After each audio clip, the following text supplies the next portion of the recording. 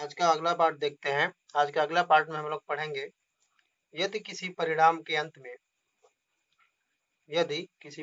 अंत में शून्य की संख्या निकालना हो तो हमें सबसे पहले क्या करेंगे।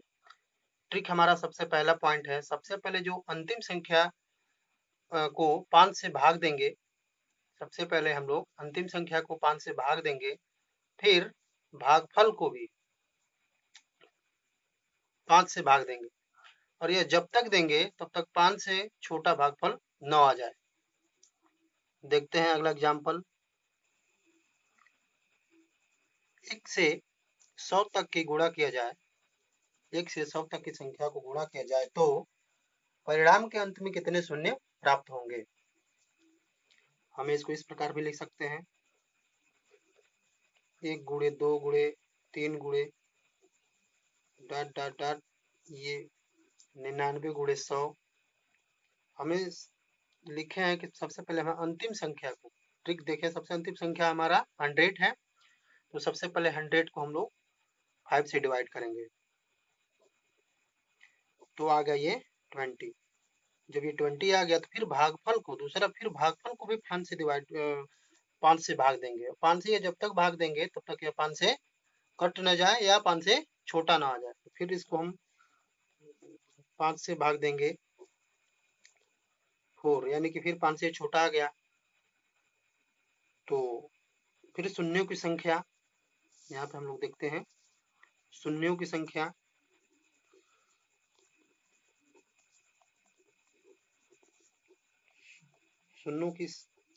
बराबर 20 और धन 4 बराबर ये 24। ये हमारा आंसर होगा।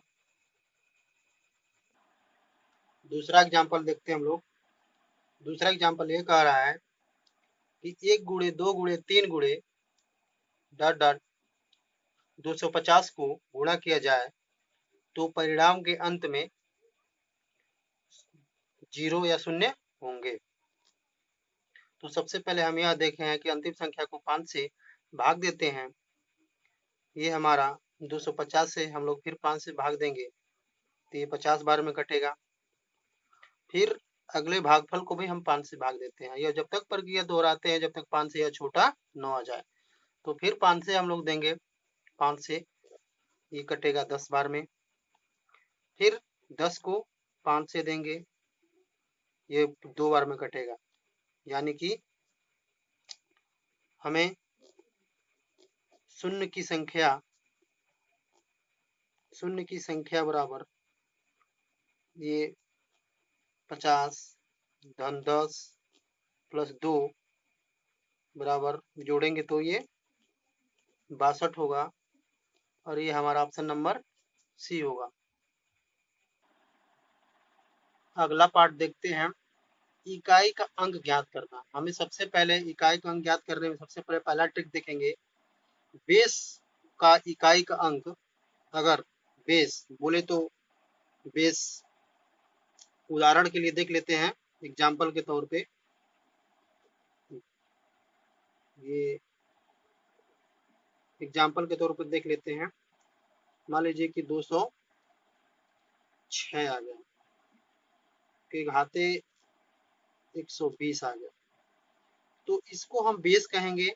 ये बेस होता है और ये ऊपर वाला इसको घात बोलते हैं।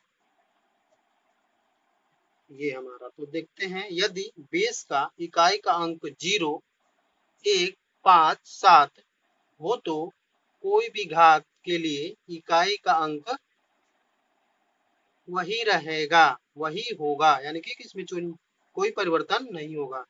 तो हमें बेस देख रहे हैं हम यहाँ पे 6 है, तो इकाई का अंक हमें क्या प्राप्त होगा, इकाई का अंक हमारा 6 होगा। ये हमारा आंसर होगा। फिर से एक बार दोहरा देते हैं, यदि बेस का इकाई का अंक 0, 1, 5, 7 हो तो कोई भी घात इसके लिए इकाई का अंक वही रहेगा, यानी कि कोई घात कुछ भी हो इसके इकाई के अंक में कोई परिवर्तन नहीं होगा। तो 206 में ये बेस है हमारा नीचे वाला, इसमें हमारा देख रहे हैं कि इकाई का अंक 6 आया है, इसलिए हमारा इकाई का अंक भी 6 होगा। अगला टाइप देखते हैं।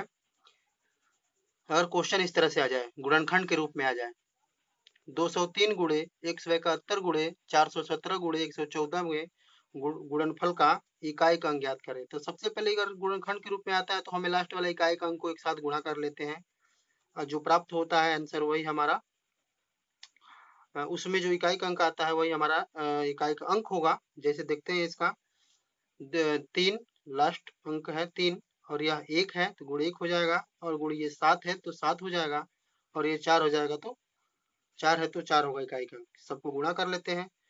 ये 3 एकने 3 और 7 त्रिक 21, ये 21 हो गया और ये गुणे 4,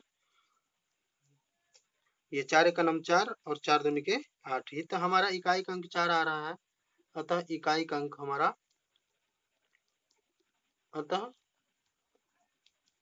इकाई का अंक हमारा 4 होगा। ये हमारा आंसर होगा। देखते हैं हम लोग अगला पॉइंट, शेषफल निकालना। शेषफल निकालने में पहला ट्रिक देखते हैं। यदि किसी संख्या में भाजक को गुणनखंड से भाग देकर शेषफल निकालना हो तो दिए गए शेष में ही गुणनखंड से भाग देते हैं। एग्जाम्पल हम लोग देखेंगे इस पे, तब जाके अच्छी तरह से समझ में आएगा। देखते हैं एग्जाम्पल। किसी संख्या को 552 में भाग देने पर शेषफल 142 प्राप्त होता है। यदि संख्या को 24 से भाग दिया जाए तो शेषफल क्या होगा या क्या बचेगा। सबसे पहले यह हम देखते हैं कि 24 इससे विभाज्य है कि नहीं। हम देख रहे हैं कि 24 जो है इससे विभाज्य है, अतः विभाज्य है तब हम इसमें 24 में 142 का भाग देंगे। 24 में 142 का भाग देंगे तो यह 5 बार में कटेगा, 5 बार में जाएगा, कटेगा नहीं, टोटल 5 बार में 120 होगा और यह 22 शेषफल हमारा प्राप्त होगा और यही हमारा आंसर होगा। यह कब संभव है, जब यह 24 जो है इस संख्या को पूरी कट जाए या काट ले या विभाजित हो जाए। 24 संख्या जो है इससे विभाजित अगर हो जाता है तो हम फिर 24 से 142 में भाग देंगे और जो शेषफल बचेगा वही हमारा आंसर होगा। देखते हैं अगला पॉइंट, रूल नंबर 2 देखते हैं। यदि किसी संख्या के वर्ग, घन, गुणा करके भाग देना हो तो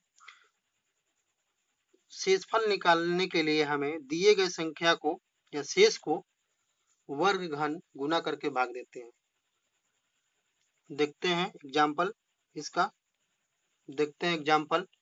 किसी संख्या को 15 से गुणा करने पर शेषफल 6 प्राप्त होता है।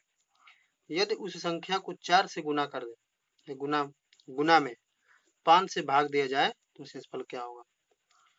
देखते हैं, कह रहा है कि किसे 4 से गुणा कर दिया जाए तो हम लिखे हैं यहाँ पे शेषफल में सबसे पहले गुणा करते हैं तो शेषफल यहाँ पे 6 है और 4 गुणा कर रहे हैं हम लोग तो सबसे पहले हम लोग 6 गुणे 4 कर लेंगे, यानी कि ये 24 प्राप्त हो रहा है। अब जो गुणा करने पे जो प्राप्त होगा इससे हमको फिर से 5 से भाग देना पड़ेगा, यानी कि फिर हम 5 में 24 का भाग देंगे तो ये 4 बार में जाएगा और 20, 5 चौके 20 होगा और ये 4 जो हमारा ये हमारा शेषफल होगा और ये हमारा आंसर होगा। आज के लिए इतना ही, मिलते हैं फिर नेक्स्ट वीडियो में।